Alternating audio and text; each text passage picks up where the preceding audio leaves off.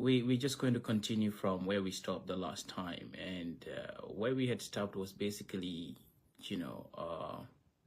on why the police had to arrest Mama not only had to arrest Usain Bojang's sister and still leave the driver who said he was told that they would kill the cop and still took them away, and as well as the watchman who said he picked the gun and he hid it for 10 days or more. But today we would put aside all of that because already the court has established clearly that the state has been very manipulative and being very criminal in this matter.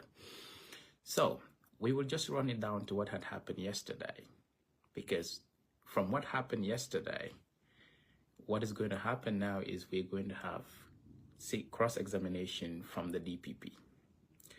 But I mean, Kumara, who is this DPP? Deputy Director of Prosecution in the Gambia. I will not talk about your personality, your background here and there. War is quite irrelevant. I don't engage in irrelevant issues. This government gave you Gambian citizenship, well and good. Probably you deserve it. That's not my business. But we will come to the substance that really matter in this case. In DPP is the same person who came to court and told us that the incriminating audio on the basis of which the police arrested Usain Bojang. Mama Usain record audio min and in DPP le control in court that this audio is lost because Mama's telephone got a problem. Now this is a flat lie, simply because Mama came to court and said the audio got lost because she deleted her WhatsApp. Now, we need to ask the question, why is the government hiding the incriminating audio on the basis of which they arrested Usain Bojang? Why did the DPP feel the need to come to the court and tell them something that is not true? That tells you that the Department of Justice, the Office of the President, and the Gambia Police Force all together are criminally liable for this matter, because why would the DPP even lie in court? That's the first question we need to ask. Secondly, is the same DPP that came to court a few days ago, and he was asked to provide one of the receipts belonging to Usain Bojang. He told the court that he misplaced the receipt. Now, the court had to compel him to go and bring the receipt. Now, this receipt of a 20,000 actually indicates that Usain Bojang actually works in a lodge, and he was not hired and actually, put in that lodge for whatever activity. Now, the DPP, knowing fully well that this receipt would actually indicate that Akanyin Tubabo Mimfoko is his partner and then the person he's working for, the receipt would have or would bear their names. And he got the receipt because it was given to him in court. He deliberately hide this receipt and came to court to claim that the receipt is actually missing, or he had misplaced it, until the court had to ask him to bring the receipt. Two things. Why did the DPP hide Mama's audio? Because it was primarily on the basis of this audio that they arrested Usain Bojang. This is the Deputy Director of Prosecution of our country. I will not call you a foreigner, but because you're a Gambian, they gave you the Gambian nationality. But this is one of the most sensitive offices in our country that we Gambians feel that no Gambian is sensible enough to man it. But you can give it to somebody you give Gambian credentials to come and actually, do it the way you people want it. And we know when it comes to criminal matters like this, we have more competent and more, focused people in this line of action at the Ministry of Justice than this liar do it. So clearly the government put him there for a purpose, and that purpose is failing day by day. Now, he lied about the audio. The prosecution refused to bring the audio to court. For me, sometimes I wonder, J. Dabo is a very good lawyer, unquestionable, very intelligent man, unquestionable. But J. Dabo, this is a case that requires assertiveness and aggressiveness at some point. It does not require just the simple act of playing very calm and cool. No. There are cases around the globe that require assertiveness and, of course, sometimes aggressiveness, because when it involves the state, do not underestimate these folks. Go. Adam Barola Sida Jang, it went to a level, Mansaya Jartaya ko, aning Yaya Jamebe Kafula, Purate to Mansayara. And it's the same person that told us that Jammeh is a murderer, he's evil, he's bad and all that. But if that person desperately wanted to remain as president to a point that he wanted to form a coalition with Jammeh, there is nothing this man cannot do to remain in power. And his regime criminally killed the cops, and that is undeniable. Because Nita Konyago, Moye More record le afo nyadam in quarterly police olfa. You came to, and you went to arrest this person on the basis of that audio. You came to court, you lied that the audio is lost. I could actually play the audio for you right here. And then, on top of it, you marry a receipt of an receipt misplaced. Why is the DPP, the police, and of course the Department of Justice and Office of the President hiding every possible evidence in this case? That becomes the question. But before we go further, what happened yesterday was that he asked Hussein why, when he was leaving, he gave his bag, which contains his passport and, identity card, to his sister. We know how porous Gambian borders are. And this is for young people, for you to understand. Anytime you're traveling, follow the right channels, because you don't know what is going to meet you there. Now, Hussein, biologically born in Senegal, and not just Hussein, like some of us have 3/4 of our families in Senegal. I could claim Senegalese citizens if I really do want to. Yes. Unfortunately, that's not the case.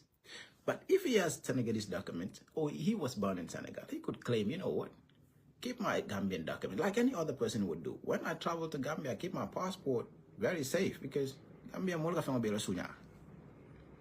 I either give it to my mom or I give it to anybody to keep it. That's very, very obvious. But now let's come to the reality. What has my way of traveling to Senegal got to do with the killing of the cops? Because most times, I remember back then I used to frequent a lot in Dakar, because most of the visa processing in the Gambia, you have to go to Dakar. And most times when I got to the border around Amdalai, all that you got to do is to ask the immigration to give you a lesser pass or whatever. And I don't need an ID card. I don't need whatever to travel. I just go and say, you know what, even though I might have my ID and passport, because I know I might leave my passport in Dakar, all that I ask for is, hey, give me like a lesser pass, they call it, or whatever. That's a paper that they give you. And then you just go and show that to the Senegalese authorities. But we also know that these motorbike riders don't actually take you through all those immigration points. They just take you straight to wherever you are going. So, but now the point is, what is the connection between my passport and killing the cops? What is the connection between my ID card and killing the cops? You people told us that the dude is a foreigner in the beginning. But on top of it, what did you also tell us? You told us that you tracked him from one point to another. And the next question that actually came was, the phone that you said was tracked was actually off, out of charge, and was left at home. So Usainu Bojangla's smartphone was actually dead, left at home in Bruford, and it was his simple phone that he traveled with. Now, why did they format the phone to erase every information in it? Listen to how criminals operate. We accuse him of killing the cops. He deliberately left home without his smartphone. He does not want to be tracked. Okay? And that's probably why he left the phone at home. So that's a point we could actually make in court, that he left his smartphone because he did this act and he doesn't want to be tracked. Hello? This phone was off, out of charge, and left at home. Now, it was left at home. Now, can you ask the question to the DIG, which phone was he tracking? The police came out and told us that they were tracking a particular phone. A number that was active phone calls in a particular number, and they start tracking it using Alpha Bravo until, and the person moved from for Dimbayalom Bansi4 here and there. So DIG obey chow was a complete fabricated script from top to bottom. Now we ask the question, what was the motive of, if actually Usainu Bojang killed the cops? What's the motive? The motive that the police narrated to us at the beginning was that Usainu Bojang is from the UDP and he was at the UDP court case in Banjul. He was the guy in hoodie. Now the motive here would be, the court case in Banjul for the UDP was where the UDP members were complaining about Pate Jallo. and another Pate Jallo got killed, that means he is a member of the UDP. He was upset by the police beating their people. He's one of those who were complaining about the Pate Jallo, and he decided to kill another Pate Jallo. This was going to be the motive when actually that part of what they told us came to court. But none of these things came to court. Now you ask the police, what exactly is the motive of Hussein Obojan to kill the cops? In all their 13 witnesses, nothing is able to establish that. And on top of it, they're hiding all the facts around it. So then we ask the question, if DIG Sow was tracking a particular phone, which phone number was DIG Sow tracking? Whose phone was DIG Sow tracking if Hussein Obojan's smartphone was actually left in Brufut? How and where did DIG Sow get all his codes and all the phone that was moving from Dimbaya to, you know, Tondika Vojenya, the C4 and all the way to Casamas for somebody unknown to be handed over to them? And if it is that everything that DIG Sow said is a lie, then why did they arrest Hussein Obojan? Primarily on the basis of Mama's audio. Where is the audio? The state deliberately refused to bring the audio to court. This is why I said, you know, the defense lawyer is quite a brilliant guy, but this case requires both assertiveness and aggressiveness towards the state, because the state is manipulative in every way, and underestimating them could actually get you into something else. Now, why did they want to put in our minds that, oh yeah, he left his phone at home, he did not want to be tracked, but you told us you tracked him all the way to Casamas? Oh yeah, why did he have to give his ID? Bro, you know how many IDs people got in Gambia? You know how people change documents in the Gambia? That's not the point here. We are not even talking about one's documentation. We are talking about the killing of the cops and the criminal liability of a person you said actually did the act. But on top of it, you are getting all the material evidences and hiding them.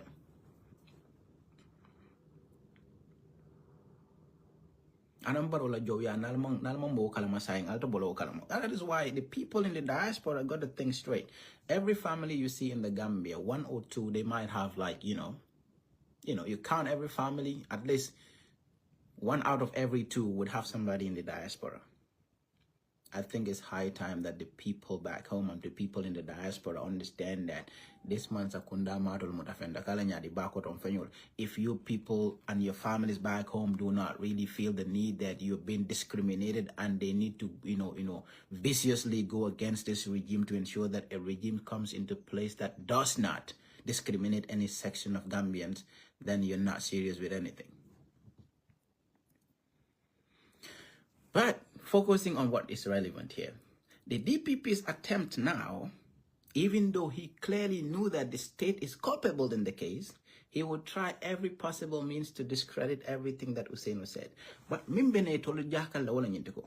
Alia Hussein la telefono format to erase evidences, which is very clear to the court, and the judge already knows. You, the government, have no right whatsoever, have no reason to actually format somebody's phones, if not to erase evidence. Now, evidently, that is put before the court. Also, we, the ordinary Gambians, know very well, DIG, aning Sankare, aning, the security advisor, already in the court, it has been established that everything that the government said in their press conference was a complete lie. Abe olokona kwenye usieno murebelolti, abe UDP la court case to. We track him from one point to another. Now, the phone that you even track was left at home in Brufut. Imagine that. Just imagine that. JDABO did not bring Mama's audio because the state who actually have the honors to prove their case beyond reasonable doubt is hiding the audio. But I hope towards the end of this case, you will submit all of these documents to the court for determination that and the judge will know what to do. Because clearly, it's obvious that you people are hiding the evidence. And now on top of it, they are asking us, how do you go to Casamas? You can go to Katonga, doing that on the Geo cross within 1 minute. I'm in the other side of Casamas. Does that actually indicate anything that has to do with killing the cops? Ale sojar sabala final ko ale sojar sabala fal ko lateral fankoti. Those people are your state witnesses, but you only presented 2. Why didn't you bring the 3rd one as the witness? 3 soldiers were chasing after the gunman, but you only brought 2 as witnesses. Why didn't you bring the 3rd person? Mama la audio mi ati natali 1 million di mama la. Altaral kasama zali usen boja mutana. Muna ati nalko audio filter. And audio battle wood. And you see the kind of people we put in position of authority. And you as the DPP, even though a lot of people respect you, I am not one of those who would respect you. I don't care where you come from, who you are, who gave you Gambian nationality. You are a disgusting breed of, a humankind. Because it doesn't matter no code, it was in from receipt of what I left go mabo.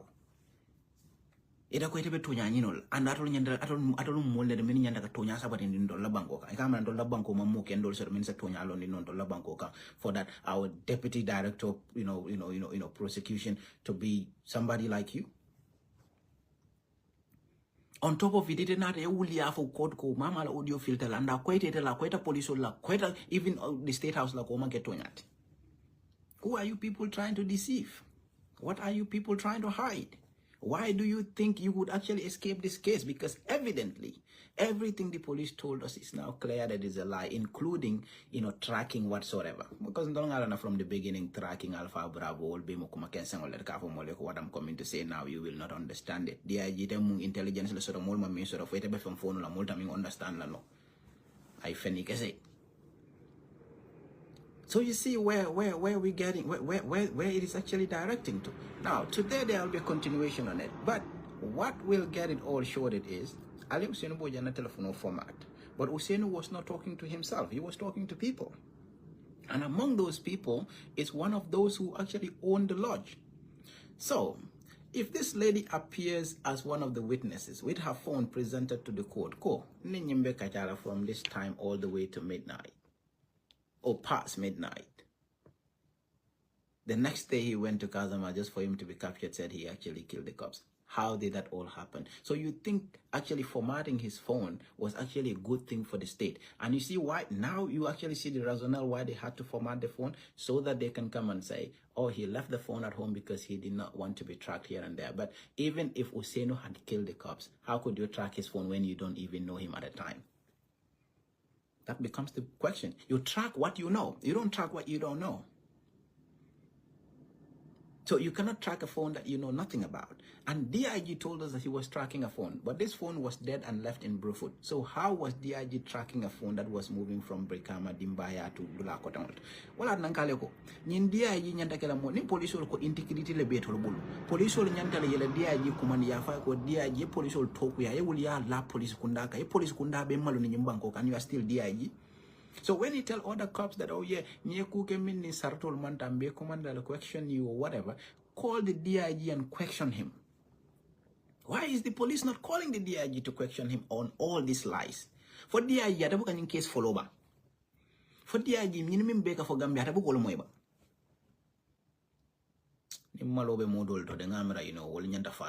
know. If people have shame, if really I was DIG, I will stop going to the police headquarters, because how would my colleagues look at me that I am the person who came out and lied to the teeth about the killing of our own men? Now they would ask you the question, why did you feel the need to put up a whole press conference of an hour and everything you said there was a lie? Everything you told Sankare was a lie. What exactly was your interest? So, in short, what we wanted to do today is to basically tell you that DPP will have his line of questioning trying to discredit everything that Hussein said. But do understand that this is the DPP that lied to this particular court we're talking about. It's the same DPP that actually tried or attempted to hide Hussein's receipt. And now he's trying to make it look like, oh yeah, why did you travel this way? How did? It's not about how I travel and when, how I got into Senegal or what document I used, whatever. It's about who killed the cops and what material evidences are there for the state to present, which you did not put anything up, across. Now, tell us how you are able to hide Mama's audio and then you cannot present it to court and everything that the police told us about the case. So thank you, and we will just get it on as today's proceedings also get on.